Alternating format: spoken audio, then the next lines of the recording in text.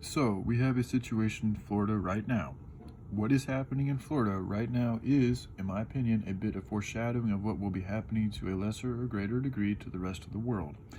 Just like what is happening in third world countries is a bit of foreshadowing of, again, in my opinion, as to what is coming to our neck of the woods too.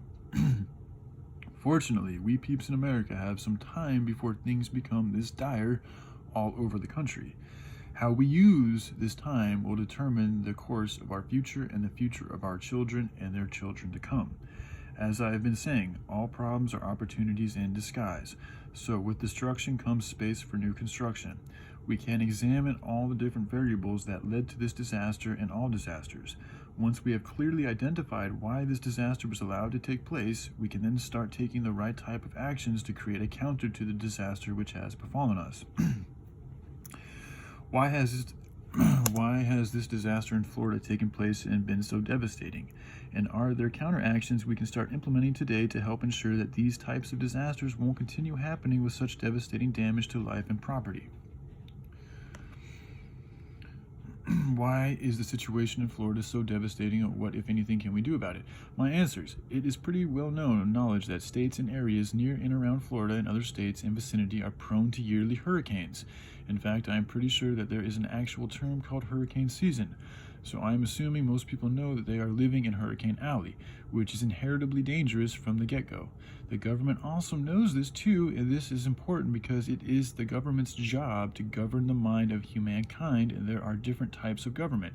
There are governments that are actually for the betterment of the people, and there are governments that are actually not for the betterment of the people. If a government with an abundance of resources knows that they are governing a part of land that they know is prone to serious storms and hurricanes, and this government also knows that there are certain buildings and materials that are better able to withstand these storms and hurricanes than others, then I ask why, if their intent is to truly help us to be better and stay alive, do they allow certain structures that they know will not withstand a powerful storm or hurricane to exist in areas where they know these storms are known to take place? In my opinion, this is supposed to be the responsibility of the government to take affirmative action when they see a situation that is susceptible to disaster. And yet they continue to allow people to build homes and businesses that they know have very little to no chance of surviving a severe storm or hurricane. Sadly, to me, is the fact that if one just does a little bit of research, one can find that there are plenty of good ideas for homes and buildings that are designed in a way to withstand such storms and or hurricanes, and the design and material for such homes and buildings is actually quite simple and inexpensive, especially compared to the complex, often exploitatively derived materials that comprise most modern homes. Most modern homes are also built inefficiently for things like heating and good energy flow, and again, a lot of these designs that are able to withstand storms and hurricanes are better also for one's energetic well-being and the overall flow of the energies of the surrounding environment. Not to mention that they would also be able to provide a safe shelter during severe storms and hurricanes. Also, the upkeep and maintenance for these homes is much easier and cheaper than what a lot of these modern homes require and charge.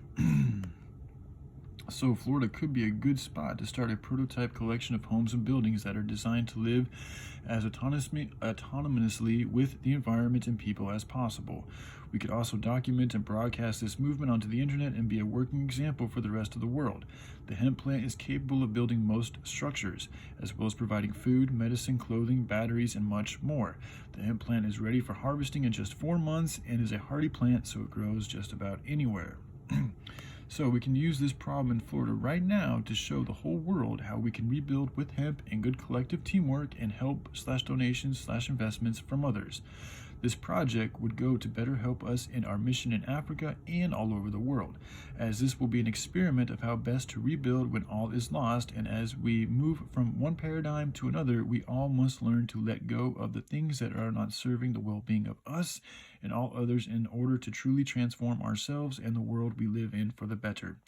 So not only can this idea help the situation in Florida, but it can also be a good trial run for the upcoming mission to Africa, as well as be a good experiment for creating a whole new infrastructure here in America and wherever else in the world this desire also exists. So maybe a little today, I'll try to come up with some just prototype sketches of these homes that I'm talking about and share them with you guys. All right. Y'all have a good day. All right. Love you guys. Bye.